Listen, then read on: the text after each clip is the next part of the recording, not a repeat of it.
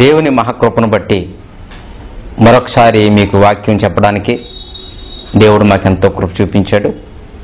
ఈ మాటలు వింటున్న మీరు ఆత్మీయంగా బలపడుతూ దేవునికి ఉపయోగకరమైన జీవితాలు జీవించాలని, మరి మేము మాట్లాడే ప్రసంగాలు వింటున్న అనేక మంది మరి ఎంతో చక్కగా ఫోన్ చేసి లెటర్స్ రాస్తూ మా ప్రోగ్రామ్స్కి బాగా స్పందిస్తున్నారు. దేవుని పిల్లలారా, ప్రపంచం అంతా ఇలాంటి మాటలతో దేవునికి దగ్గర కావాలన్నదే మా కోరిక. ఈ ప్రపంచంలో మరి సంపాదించాలని కానీ, మరి సాధించి మా చరిత్ర శిలాఫలకం మీద రాసుకొని చనిపోవాలని కానీ మాకు ఆశ లేదు. దేవుని మాటలు దేవుని బిడ్డలకు చెప్పి దేవునికి దగ్గర చేయాలన్నదే మేము చేస్తున్న ఈ పోరాటం. మాతో దేవుని పిల్లలుగా మీరందరూ సహకరిస్తే ప్రపంచంలో ఎవరూ చెప్పలేని మహాసంగతులు చెప్పడానికి క్రియేటర్ బైబిల్ ఓపెన్ యూనివర్సిటీ అని ఒక మంచి కళాశాలను మేము స్థాపించాను. ప్రియులారా, మరి మా దగ్గరికి రండి, మహాజ్ఞానం నేర్చుకోండి. ప్రపంచంలో ఏ విశ్వవిద్యాలయాల్లో చెప్పని జ్ఞానం బైబిల్ నుంచి చెప్పడానికి అనేకమైన సంవత్సరాలు బైబిల్ని పరిశీలించాను. చివరి దినాలలో ప్రపంచానికి ఏ మాటలు కావాలో ఆ మాటలు దేవుడు మా ద్వారా పలికించడం మా అదృష్టం. ప్రియులారా, మా అంత గొప్పవారు మీ అందరూ కావాలని దేవుడు ఆలోచిస్తున్నాడు. కనికరం చూపించిన దేవుని కొరకు మరి మీరు బ్రతకడం, ఈ సత్య సువార్తను ప్రజల మధ్యకి తీసుకువెళ్ళడం, మీరు అనేకమైన కార్యక్రమాలను దేవుని పట్ల మీరు చేయాలి. ప్రియులారా, ఈరోజు కూడా ఒక మంచి సంగతిని మనం బైబిల్ నుంచి నేర్చుకుందాం. నేర్చుకోవడమే కాకుండా ప్రపంచానికి నేర్పిద్దాం. బైబిల్ ఉన్న వాక్యాలు విని విడిచిపెట్టడం కాకుండా విన్న దానిని అనుసరించేటట్లుగా మీరు తప్పనిసరిగా బ్రతకాలని మిమ్మల్ని అందరినీ నేను కోరుకుంటున్నాను. ఈరోజు మీరు సామాన్యంగా ప్రపంచాన్ని మీరు చూసినప్పుడు ఉరిశిక్ష పడిన ఖైదీలు ఉంటారండి. అలాంటి వారిని ఉరికమ్మం వరకు పోలీసు వారు తీసుకువెళ్తారు. అక్కడికి వెళ్ళిన తర్వాత ఒక నల్లని ముసుగుని వాళ్ళకు ధరించి ఉరికమ్మం తాడు తగిలించి ఉరిని మరి వాళ్ళు ఉరికమ్మం దగ్గర వాళ్ళని ఉరి తీస్తారు. ఇలాగ ప్రపంచంలో ఉరి తీయబడిన వాళ్ళు చాలామంది ఉన్నారు. అలాగే సద్దాం హుసేన్ కూడా ఉరి తీశారు, మీకు తెలుసు. ఉరి శిక్ష పడిన ప్రతి ఖైదీకి ఉరి తీస్తున్నప్పుడు ముఖ కవళికలు, ఆ ఫీలింగ్స్ బయటికి కనపడకుండా ఉండడానికి ఒక నల్లని ముసుగును వాళ్ళకి వేస్తారు. ప్రాణం పోయిన తర్వాత ముసుగు తీస్తారు. ప్రాణం ఉండగా వేసిన ముసుగు ప్రాణం పోయిన తర్వాత తీస్తే ఎలాగైతే ఉపయోగం ఉండదో, ఈ భూమి మీదకి దేవుడి కోసం పుడుతున్న ప్రతి మనిషికి, స్త్రీ పురుషులనే భేదం లేకుండా ప్రపంచంలోకి దేవుని కొరకు పుట్టుకొస్తున్న ప్రతి మనిషికి ఉరిశిక్ష పడిన ఖైదీకి వేసినట్టుగా సాతాను ఒక భయంకరమైన ముసుగు వేస్తుంది. బాల్యంలో మనిషికి ఈ ప్రకృతి ఏంటో, అమ్మెవరో నాన్నెవరో, మనుషులేంటో, లోకమేంటో అర్థం కాదండి. మనిషికి వయసు వస్తున్నప్పుడు, వయసు పెరుగుతున్నప్పుడు కాలక్రమంలో పరిస్థితులను అర్థమవుతూ ఉంటాయి. ఈ లోకాన్ని దేవుడే కలిగించాడని, మనల్ని దేవుడే పుట్టించాడు అని, మనం దేవుడి కోసం బ్రతకాలని, లేకపోతే నరకానికి దేవుడు పంపించేస్తాడని తెలుసుకునే వయసు మనిషికి వస్తున్నప్పుడు మనిషి దేవునికి పనికి రాకుండా పోవడానికి సాతాను కూడా ఉరిశిక్ష పడిన ఖైదీకి వేసినట్టుగా మనసుకి ఒక నల్లని ముసుగు వేస్తుంది. ఇది ప్రపంచానికి తెలియని మహాచరిత్ర. ప్రియులారా, మనుషులు ఎప్పుడు కూడా తన గురించి దేవుడి గురించి ఇద్దరే ఉన్నామనుకుంటూ ఉంటారు. మనుషులను దేవుని లోకానికి వెళ్ళనివ్వకుండా చేయడానికి ఓ చీకటి శక్తి ఉంది. పుట్టిన ప్రతివారు పరలోకం రావాలని దేవుడు కోరుకుంటున్నట్టుగానే పుట్టిన ప్రతివాడికి దేవుడు అర్థం కాకూడదని సాతాను కోరుకుంటుంది. అందుకే ప్రతి మనిషి మనసుకి ముసుగు వేస్తుంది. ఆ ముసుగు ఈ ప్రపంచాన్ని అనుభవించి వెళ్ళిపోతున్నప్పుడు, మరణం పేరుతో చనిపోతున్నప్పుడు అప్పుడు తీస్తుంది. చావు తర్వాత ఉరిశిక్ష పడిన ఖైదీకి ముసుగు తీస్తే ఎలా ప్రయోజనం ఉండదో, మనం చనిపోయినప్పుడు సాతాను కూడా మనకు వేసిన ముసుగు తీస్తే ఇంకప్పుడు మనకు క్షమాపణ ఉండదో, సరిచేసుకునే అవకాశం ఉండదు. దీనినే పౌలు గారు ఎంత బాగా చెప్పారో కొరింథీయులకు రాసిన 2వ పత్రిక 4వ అధ్యాయం 4వ వచనం చదవండి ప్రియులారా. దేవుని స్వరూపి అయ్యున్న క్రీస్తు మహిమను కనపరచు సువార్త ప్రకాశము వారికి ప్రకాశించకుండా ఉండే నిమిత్తం. ఎవరికి? క్రీస్తు సువార్త ప్రకాశం అంటండి వారికి ప్రకాశించకుండా ఉండాలనంట. అంటే ఎవరికి? దేవుని వాక్యం వింటున్న మనకే క్రీస్తు తన బోధలలో ఏం చెప్పాడో వినేవాళ్ళకి అర్థం కాకుండా చేసేసిందంట. అందుకే చాలామంది వింటున్న ప్రసంగాలు వింటారు కానీ ఆలోచించరు, పట్టించుకోరు. వింటారు, అయిపోయిన తర్వాత దులుపుకుని వెళ్ళిపోతారు. వినేవాళ్ళలో లోపం ఉంది, చెప్పేవాళ్ళలో లోపం ఉన్నట్టుగానే ప్రియులారా చెప్పేది ఏం చెబుతున్నారో తెలియకుండా చేసేసింది. ఆ చెప్పేది ఎలా వినాలో వినకుండా చేసి పారేసింది సాతాను. చూసారా, క్రీస్తు సువార్త ప్రకాశము వారికి ప్రకాశించకుండా ఉండు నిమిత్తము ఈ యుగ సంబంధమైన దేవత ఎవరావిడి? ఏమండి, ప్రపంచ ప్రజలను పరలోకానికి వెళ్ళనివ్వకుండా చేసే సాతాను. ఈ యుగ సంబంధమైన దేవత అవిశ్వాసులైన వారి మనోనేత్రములకు గుడ్డి. మనోనేత్రం అంటే మనసండి. ప్రపంచానికండి సాతాను ఈ నేత్రాలు బాగానే ఉంచిందండి, చక్కగా కనబడతాయి. ఒకవేళ వీటికి ప్రాబ్లం వస్తే కళ్ళజోడు షాప్ ఉంది, ఐ హాస్పిటల్కి వెళ్ళమంటుంది, పెద్ద పెద్ద లావుపాటి అద్దాలు వేయించుకోవచ్చు, ఈ చూపు జాగ్రత్తగా చూసుకోవాలని చెప్పింది. ఏం ప్రాబ్లం, ఈ కళ్ళకి సాతాను ఏ ప్రాబ్లం చేయలేదని బాగుంది. కానీ దేవుని మాటలు అర్థం చేసుకునే ఒక మనసు ఉందండి, దానిని దేవుడు మనోనేత్రం అన్నాడు. అంటే మనసు కూడా నేత్రమేనండి. అది మనోనేత్రం అంటే మనసు, అది కూడా కన్నే. ఆ కన్నుకి దేవుడు అర్థమవుతాడు, దేవుడి సంగతులు అర్థమవుతాయి. కానీ ఈ కళ్ళకి అక్షరాలు, రంగులు, రూపాలు తప్ప అర్థం తెలియదండి. మనసుకి అర్థం తెలుస్తుంది. ఏదైతే దేవుడిని అర్థం చేసుకునే కన్నుందో మనిషికి, ఆ మనసుని సాతాను గుడ్డితనం కలిగించిందంటే అండి, అంటే నల్లని ముసుగు వేసేసింది. ఉరిశిక్ష పడిన ఖైదీకి ఎలాగైతే ఉరికమ్మం వద్ద ముసుగు వేస్తారో, దేవుని కొరకు పుట్టి ఇంద్రియాలు పరిపక్వత చెంది ఈ లోకాన్ని దేవుడే కలిగించాడు, నన్ను దేవుడే పుట్టించాడనే ఎప్పుడైతే మనిషికి ఆ థాట్స్ వస్తాయో, ఆ ఆలోచనలు వచ్చేటప్పుడు ప్రతి మనిషికి సాతాను నల్ల ముసుగు వేసి పారేసింది. అంతేకాదు, మొదటి శతాబ్దంలో ప్రపంచాన్ని ఉద్ధరించడానికి వచ్చిన క్రీస్తు వారు చెప్పిన బోధలు వింటే ప్రతి మనిషి మారిపోవాలి. క్రీస్తు సువార్త ప్రకాశము మనకు ప్రకాశించకుండా ఉండడానికి, అంటే యేసు ఏం చెప్పాడో ప్రజలకు అర్థం కాకుండా, యేసు సిలువను ఎందుకు ఎక్కాడో అర్థం కాకుండా, యేసు ప్రభు పశువుల శాలలో ఎందుకు పడుకున్నాడో ప్రజలకు అర్థం కాకుండా చేసి పారేసిందంతే. అందుకే ఆయన ఎన్ని మాటలు చెప్పినా ఈ మాయ ప్రపంచం ఆయన వడ్లవాని కుమారుడుగా చూసిందే. ఏమంటే ఆయన సోదరులు సోదరిమణులు మనతోనే ఉన్నారు అన్నారే, ఆయన యేసేపు కుమారుడుగానే చూశారే తప్ప ఈ ప్రపంచాన్ని కలిగించిన దేవాతి దేవుడిని ఎవరు ఆలోచించలేకపోయారు. క్రీస్తుని లోకం అలాగ అర్థం చేసుకోలేకపోయింది. కారణం, సాతాను ప్రపంచానికి నల్లని ముసుగు వేసింది. దేవుని పిల్లలారా, యేసు ప్రభుని దేవుడిగా నమ్ముకున్న ప్రతి క్రైస్తవుడి జీవితంలో ముందుగా జరగవలసినటువంటి మార్పేటో తెలుసా? ప్రతి మనిషి మనోనేత్రం వెలిగిస్తేనే తప్ప దేవుడేంటో, దేవుడి విషయాలు ఏంటో అతనికి అర్థం కాదు. చాలామంది మనోనేత్రం వెలిగించుకోకుండానే చర్చలు నిండించారు, సభలు నిండిస్తున్నారు, వస్తున్నారు పోతున్నారు, వస్తున్నారు పోతున్నారు. ఇది భక్తేనా? ఇది వాక్యమేనా? ఇది మార్పేనా అంటారా? మనసు మారకుండగా మీరెన్ని చేసినా, మీ మనోనేత్రం వెలిగించుకోకుండా మీరేం చేసినా అది మార్పు కాదు ప్రియులారా. ఆలోచించండి. అందుకే సామెతలు 16 అధ్యాయం 25 వచనంలో ఇంకో మంచి మాట ఉంటుందండి, చాలా భయంకరమైన మాట అండి. సామెతల గ్రంథము 16 అధ్యాయము 25 వచనం, ఒకని మార్గము వాని దృష్టికి, వాని దృష్టి కంటే దేవుడి దృష్టి కాదు, ఒకని మార్గం అంట వాని దృష్టి కంట యథార్థంగా కనిపిస్తుంది. అంటే అర్థం ఏంటి? మనం చేసే తప్పు మనకు తప్పుగా కనిపించదు. ఇది ప్రపంచాన్ని స్కాన్ చేసి దేవుడిచ్చిన రిజల్ట్ అండి ఇది.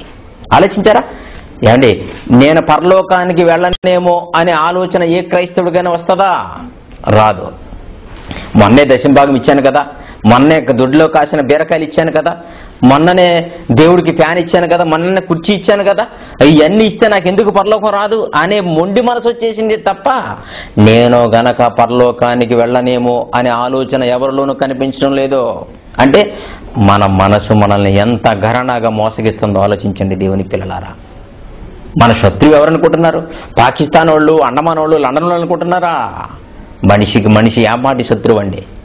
శరీరాన్ని కాల్చుకు చంపే శత్రువులని వీళ్ళంతాను.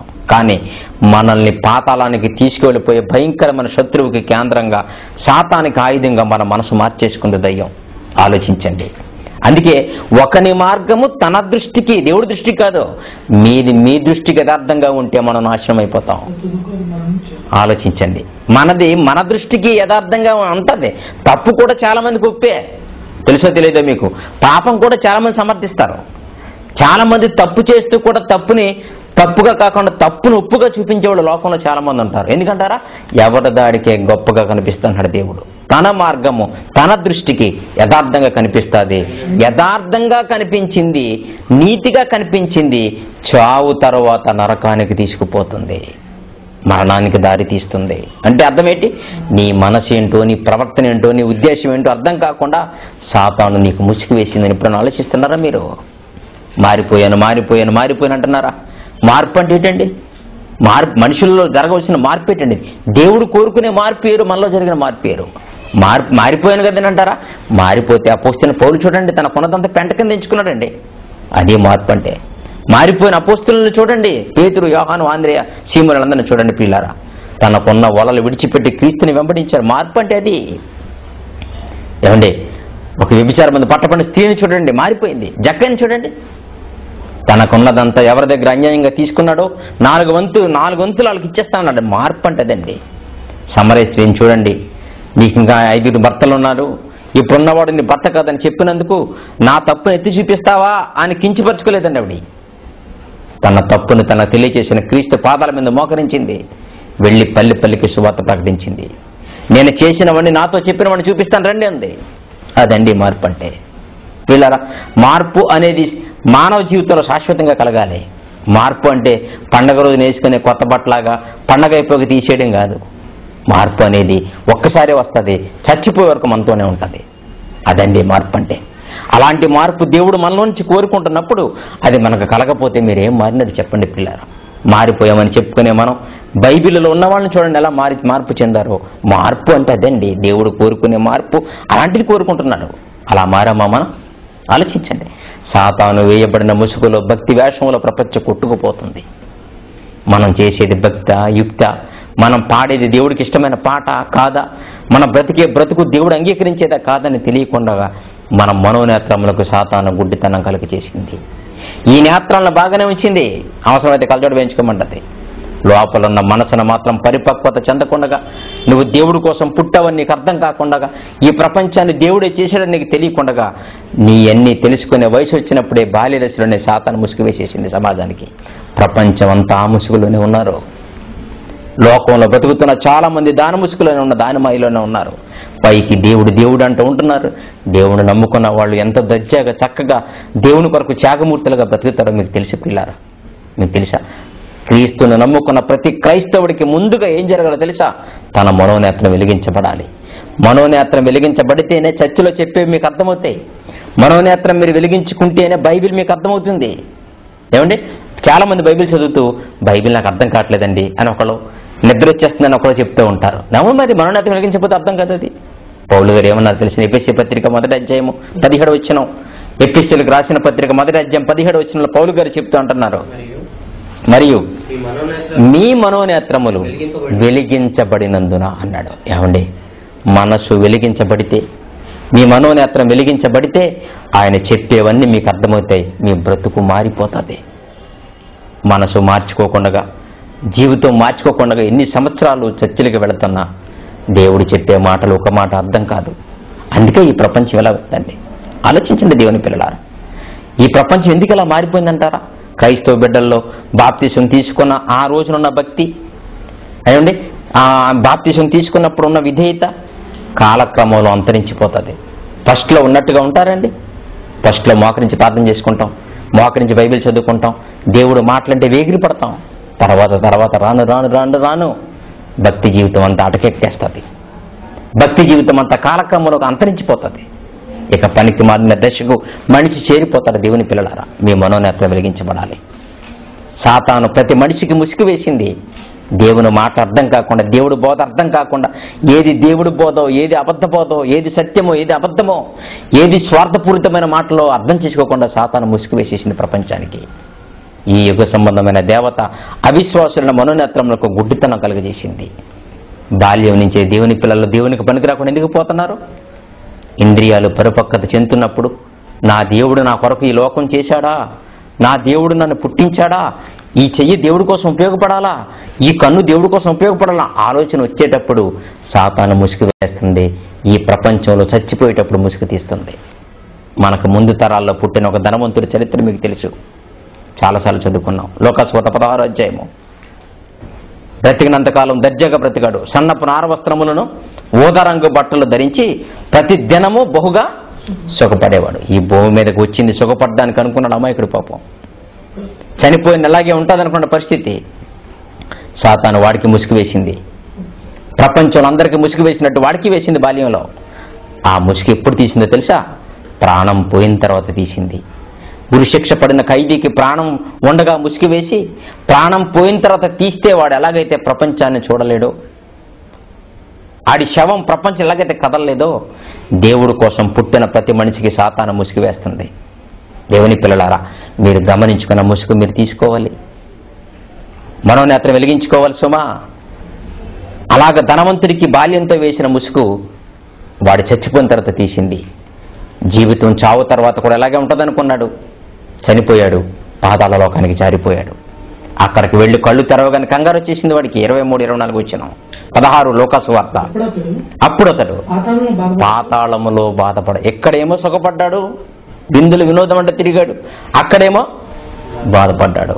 పాతాళములో బాధపడుచు కన్నులెత్తి దూరము నుంచి అబ్రహామును అతని రొమ్మును ఆనుకుని ఉన్న లాజర్ని చూసి కంగారు వచ్చేసింది. ముసుగు తీసింది దయ్యం. చనిపోయిన తర్వాత ముసుగు తీసింది. తీయగానే చూస్తే కంగారు వచ్చేసింది. లోకం మారిపోయింది, పరిస్థితులు మారిపోయాయి. ఎక్కడ చూసిన అగ్ని జ్వాలల మధ్యన యాతన పడుతూ అరుస్తున్నాడు, తండ్రివైన అబ్రహామా అని. ప్రభునందు ప్రియులారా, నిజంగా మీకు మనసు ఉంటే, దేవుడి మాటలు మీకు అర్థమవుతుంటే, మీ మనసులకు ఎలాంటి ముసుగు లేకుండా పరిపూర్ణతగా మార్చుకోండి. యేసుప్రభు లోకం ఎలా చూశాడో మీరు అలాగే చూడాలి. ఈ లోకం యేసుప్రభుకి ఎలా కనిపించిందో మనకు అలాగే కనిపించాలి. లోకంలో దొరుకుతున్న వజ్రాలను ఆయన గాజు పెంకులతో సమానంగా చూశాడు కనుకనే వాటి జోలికి ఆయన పోలేదు. ఆలోచించండి. వజ్రం మీకు వజ్రం అండి, కానీ దేవుడి ప్రపంచాన్ని ఎలాంటి కోణంతో చూశాడో మీరు అలాగే చూడాలి. ఈరోజు ఆర్థిక పరిస్థితులు బాగాలేకపోతే దేవుడిని వదిలేస్తారు, ఐశ్వర్యం కలగకపోతే దేవుడిని విడిచిపెట్టేస్తారు. యేసుప్రభుని చూడండి, సర్వలోకాలను కలిగించిన మహనీయుడు నోట అంటే ఏమాట వచ్చింది తెలుసా మీకు? కలిగి ఉన్నది ఏదైనా లేకుండా కలగలేదు. మీకు తెలుసు, ప్రపంచాన్ని కలిగించింది క్రీస్తు వారే. కలిగి ఉన్నది ఏదైనా లేకుండా కలగలేదు అన్న మహానుభావుడు ఈ లోకానికి వచ్చినప్పుడు చెబుతున్నాడు. ఒకడు వచ్చాడు, నీ కూడా వస్తాను ఆయన. లోకాసువార్త 9వ అధ్యాయంలో 9వ అధ్యాయం 57 వచ్చినాం. లోకాసువార్త 9వ అధ్యాయము 57 వచ్చినాం. వారి మార్గమున వెళ్ళుచుండగా ఒకడు, నువ్వెక్కడికి వెళతావు నాయనా? నీ వెంట వచ్చేస్తాను. వస్తాడా? నువ్వు ఎక్కడికి వెళ్ళి నీ వెంట వస్తానంటున్నాడు. వస్తాడా అంటే ఆయన కూడా ఉంటే భోజనానికి లోటు ఉండదు, ఆరోగ్యానికి లోటు ఉండదు అనుకుంటున్నాడు. అందుకే వస్తానంటున్నాడు. ఈరోజు ప్రపంచం దేవుణ్ణి అందుకే వెంబడిస్తున్నారండి. యేసుప్రభు నమ్ముకుంటే బాధలు ఉండవు, ఇబ్బందులు ఉండవు, అప్పులు ఉండవు, రోగాలు ఉండవు అనుకుంటున్నారు. అందుకే వస్తానంటున్నారు ప్రభు కూడాను. అందుకు కాదండి ప్రియులారా, పరలోకానికి వెళ్ళటానికి క్రీస్తు మార్గం. ఈ లోకంలో బ్రతకడానికి ఆయన మార్గం కాదు. చాలా మంది ఇక్కడ బ్రతకడానికి ఆయన మార్గంగా ఎన్నుకున్నారు. తప్పు. పరలోకానికి ఎన్నుకోవాలి ఆయన మార్గం. చూడండి, ఆయన గురించి చెబుతున్న మాటలు మీరు చదవండి. ఎక్కడికి వెళ్ళి నేను వస్తానని చెప్పాడు. అప్పుడు అన్నాడు యేసు ప్రభు గారు, నక్కలకు బొరియలను ఆకాశ పక్షులకు గూళ్ళు కలవు గాని మనిషి కుమార్ తల వాల్చుకోవడానికి నేను చోటు లేదు. చూసారా? కలిగి ఉన్నది ఏది అన్న లేకుండా కలగలేదని చెప్పిన మహాత్ముడే, ప్రపంచాలను కలిగించిన సర్వేశ్వరుడే చెప్తున్న మాట ఇది. దేవుడికి లోకాన్ని కలిగించిన మహాత్ముడికి తల వాల్చుకోవడానికి స్థలం లేదా? ప్రియులారా, అంటే ఈ లోకాన్ని ఆయన ఎలా చూశాడు? మీరు ఎలా చూస్తున్నారో ఆలోచించండి. సందు దొరికితే చాలు ఇక్కడే పాతుకుపోదాం అనుకుంటాం. వీళ్ళు దొరికితే చాలు ఇక్కడే మరి ఏదోదో సంపాదించాలనుకుంటాం. క్రీస్తు లాంటి చూపు మీకు ఎందుకు లేదు? ఆలోచించండి. మీ మనోనేత్రాన్ని సాతాను గుడ్డితనం కలుగజేస్తుంది. అందుకే పరలోకం మన జ్ఞాపకం రావడం లేదు, పరలోకం పోవాలని ఆశ కలగడం లేదు మనకి. కారణం, సాతాను ప్రపంచానికి ముసుగు వేసింది. ఉరిశిక్ష పడిన ఖైదీకి ఎలాగైతే నల్లని ముసుగు వేస్తారో అలాగా దేవుని కొరకు పుట్టిన ప్రతి మనిషికి సాతాను నల్లని ముసుగు వేసేసింది. మనసులను కఠినం చేసి పారేసింది. చనిపోయినప్పుడు తీస్తే మాత్రం ఏ లాభం? పిల్లారా ఆలోచించండి. ప్రపంచం యావత్తు దాని ముసుగులోనే ఉన్నారు. అందుకే ఏం చేస్తున్నారో, ఏం వింటున్నారో, ఎలా బ్రతుకుతున్నారో అర్థం కాకుండా చేసి పారేసింది. ఒకని మార్గము తన దృష్టికి యథార్థంగా కనిపించును, తొదకది మరణానికి తీసుకుపోను అన్నాడు. ఆలోచించండి. ఈ యుగ సంబంధమైన దేవత అవిశ్వాసులైన మనోనేత్రములకు గుడ్డితనం కలిగజేసింది. అందుకే ప్రపంచానికి దేవుడు అర్థం కావటం లేదు, దేవుడు మాటలు అర్థం కావట్లేదు, దేవుని సంగతి అర్థం కావటం లేదు. దేవుని పిల్లలారా, ఇన్నిసార్లు చెప్పించుకుంటారో, ప్రతి వారం చర్చల్లో వింటారు, మార్పు చెందరు. ఏమండి, అప్పుడప్పుడు పెద్దలు చెబుతూ అంటారు, మంచి మనిషికి ఒక మాటరా, మంచి గొడ్డుకు ఒక దెబ్బరా అంటారు. అంటే గొడ్డు మంచిదైతే ఒక దెబ్బ కొడితే చాలు, చకచకా వెళ్ళిపోతుంది, కాడి ఎత్తుకుని బండి తోలుకుపోతారు. పిల్లరా, మంచి గొడ్డుకి ఒకసారి చెప్తే ఏయ్ అంటే మళ్ళేస్తుంది. బాగా ఆలకించండి దేవుని పిల్లలారా. అలాగనే మంచి మనిషి అయితే ఒక మాట చెప్తే చాలంట. మనిషి మంచోడండి. ఈరోజు సృష్టిలో ఉన్న ప్రతిదీ దేవుడి చేత ఒకేసారి చెప్పించుకుంది. భూమి తమ తమ జాతి ప్రకారం తమలో విత్తనం ఇచ్చి మొక్కలను మొలిపించిన కాక ఒకసారి చెప్పాడు. ఇప్పటికీ అది తప్పలేదు. కొబ్బరి చెట్టు కొబ్బరికాయలే కాస్తాయి. సృష్టిలో, ఆకాశంలో, శూన్యంలో పక్షులు ఎగరాలని దేవుడు చెప్పాడు, ఇప్పటికే ఎగురుతాయి. ప్రభునందు ప్రియమని దేవుని వల్ల పగటి నేలాలంటే సూర్యుడు, రాత్రి నేలంటే చంద్రుడు రావాలనుకున్నాడు దేవుడు. సృష్టిలో ఉన్న ప్రతి వస్తువు దేవుడితో ఒకేసారి చెప్పించుకున్నాయి. ఒకసారే, మరలా రిపీట్ చేయించుకోలేదు, మాటిమాటికి చెప్పించుకోలేదు. ఆ ఘనత మనకే దక్కింది. ఎందుకు తెలుసా? దేవుడు ఎన్ని మాటలు చెప్పినా ప్రపంచం విననే కారణం చేత మరలా మనుషులమైన మనకి 10 ఆజ్ఞలు ఇచ్చాడు. అవేవో గొప్ప అనుకుంటున్నారు. నేను ధర్మశాస్త్రం పాటిస్తున్నానండి, 10 ఆజ్ఞలు పాటిస్తే మరి 10 ఆజ్ఞలు పాటించే వాళ్ళు గొప్ప వాళ్ళు అండి. ఆలోచించండి దేవుని పిల్లలారా. దేవుడు ధర్మశాస్త్రం ఇచ్చాడండి, ధర్మశాస్త్రం అంతా ఆచరిస్తున్నానండి అంటారు, మంచిదే, అలా చేయడం మంచిదే. ధర్మశాస్త్రం పాటించాలి, పాటించారు, ఇశ్రాయేలు పాటించారు దేవుని పిల్లలారా. కానీ 10 ఆజ్ఞలు చెప్పించుకున్నారే, మీరు మంచోళ్ళ? సృష్టిలో ఉన్నది ఏది ఒక్కసారి చెప్పించుకున్న దేవుడి చేత. ఆ తర్వాత 10 ఆజ్ఞలతో సరిపోయిన మనిషికి 66 పుస్తకాలలో 1000 మాటలు చెప్పించుకున్నా కానీ మారలేదు మనిషి. ఆది కాండం నుంచి ప్రార్థన గ్రంథం వరకు ఇన్ని మాటలు చెప్పినా, ఇన్ని మాటలలో ఏదో ఒక మాటకు మానవ జీవితం మారిపోవాలి. మారుతున్నారా చెప్పండి పిల్లరా? ఆ ముసుగులోనే ఉండి భక్తి చేస్తున్నారు, ఆ ముసుగులో నుండి పాటలు పాడుతున్నారు, ఆ ముసుగులో నుండి వాక్యం చదువుకుంటున్నారు. ఆ ముసుగు తీస్తేనే తప్ప మీరు పరలోకానికి వెళ్ళరు. మీ మనోనేత్రం వెలిగించబడిందో లేదో ఆలోచించండి. ఈరోజు మనసు మారకపోతే, మనోనేత్రం వెలిగించుకోకపోతే సాతాను మాయలో, సాతాను ఉచ్చులో నరకానికి జారిపోతారు. ప్రపంచం అంతా ప్రమాదపు అంచునుంది. దేవుని పిల్లలారా, మేము ప్రమాదపు అంచులో ఉన్నామనే సంగతి ప్రపంచానికి అర్థం కావడం లేదు. ఆలోచించండి. ప్రపంచం యావత్తు ప్రమాదపు అంచులో ఉంది. భూమి మీద సుఖ జీవితం జీవించమని దేవుడి లోకానికి పంపిస్తే ఇచ్చిన భూగోళాన్ని పాడు చేసింది చాలక గ్రహాలలో జీవితం సాగించాలని మనుషులు ఆలోచిస్తున్నారు. ఎక్కడికి వెళ్ళినా ఈ విశ్వంలో మనిషి పరిస్థితి అంతేననే సంగతి మనిషికి అర్థం కాలేదు. బంగాళాఖాతంలో తుఫాను ఏర్పడినప్పుడు సురక్షిత ప్రాంతాలకు తరలిపోదామని వాతావరణ పరిశోధన సంస్థ వాళ్ళు చెప్తూ ఉంటారు మాటిమాటికి. సురక్షిత ప్రాంతం ప్రపంచంలో ఎక్కడుందండి? ఎక్కడుంది? సురక్షిత ప్రాంతం మనిషికి దేవుడున్న లోకంలో తప్ప ఎక్కడా లేదు. ఇది ప్రమాదాల ప్రపంచం. ఇది ఈ లోకం పరిస్థితి ఇంతేక. దేవుని పిల్లలారా, మీ మనోనేత్రాన్ని వెలిగించుకోండి. దేవుని మాటలు మీ హృదయాలలో పండించుకోండి. మీ బ్రతుకులు దేవుడి కొరకు సమర్పించండి. ముసుగు లేని క్రైస్తవులుగా దేవుని కోసం ఆలోచించండి. నిజంగా మీకు ముసుగు లేకపోతే బైబిల్లో చెప్పిన ప్రతి మాటను బట్టి మీ ప్రవర్తన బాగుండాలి. దేవుడు ఏం చెప్పాడో మనం జరిగిస్తూ ఉండాలి. దాని మీద దృష్టి కేంద్రీకరించలేకపోతున్నారంటే సాతాను నల్లని ముసుగు మనకు కూడా వేసిందని మర్చిపోకండి. ప్రాణం పోయిన తర్వాత ధనవంతుల్లా కంగారు పడతారా? జ్ఞానవంతులలాగా ఈ విషయాలు తెలుసుకుని జాగ్రత్త పడతారో నిర్ణయం మీకు విడిచిపెడుతున్నాను. దేవుని పిల్లలారా, ప్రపంచం నాశనానికి వెళ్ళిపోతుంది. నల్లని ముసుగు వేసి ప్రపంచాన్ని సాతాను తన హస్తగతం చేసుకుంది. ఆలోచించండి. కన్ను మూస్తే పరలోకం వెళ్ళిపోతామని భ్రమపడుతున్నారే తప్ప దేవుని కొరకు బ్రతకకపోతే, జీవితాన్ని మార్చుకోకపోతే, మనసు దేవుడి కోసం ఇవ్వకపోతే పరలోకం ఎలాగెళ్తారనుకుంటున్నారు? ఆలోచించండి. కఠినపరుచుకుంటున్నారు మనుషులు. రామపత్రిక 2వ అధ్యాయం 5వ వచనం చూద్దాం. రామపత్రిక 2వ అధ్యాయం 5వ వచనం. నీ కాఠిన్యమును మార్పు పొందని నీ హృదయమును అనుసరించి ఉగ్రత దినమందు అనగా దేవుని న్యాయమైన తీర్పు దినమందు తీర్పు బయలుపరచబడి దినమందు నీకు నీవే ఉగ్రతను సమకూర్చుకుంటున్నావు.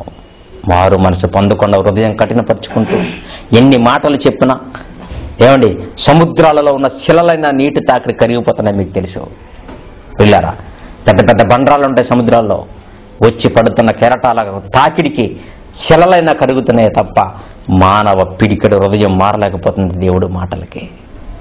బండ చేసుకుంటున్నారా? కఠిన చేసుకుంటున్నారా?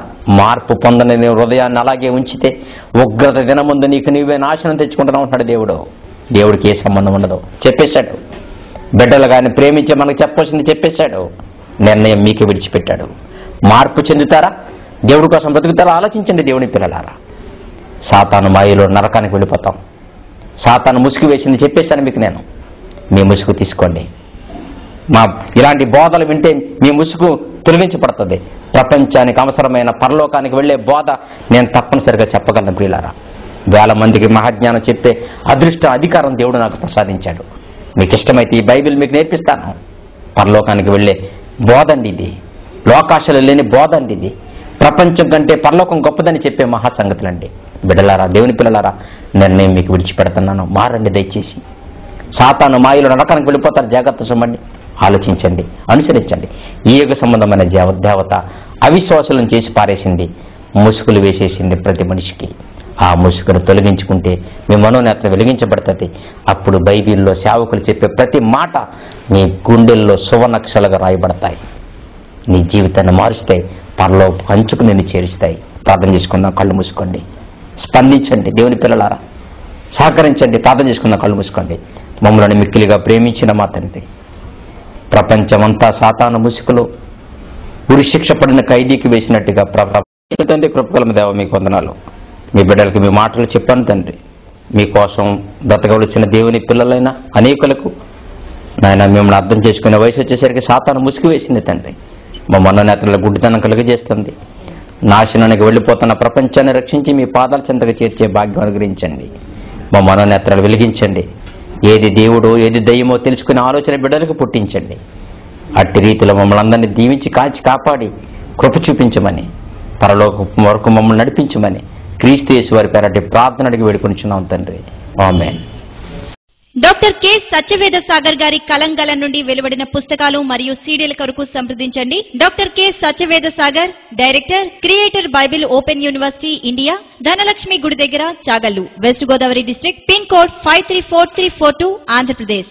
Contact number 9849204224. ఈ పరిచర్యలో పాలి భాగస్థులగుటకు సంప్రదించండి. Cell number 9849204224. ఈ కార్యక్రమం ప్రతి మంగళవారం ఇదే సమయానికి ప్రసారమగును. తప్పక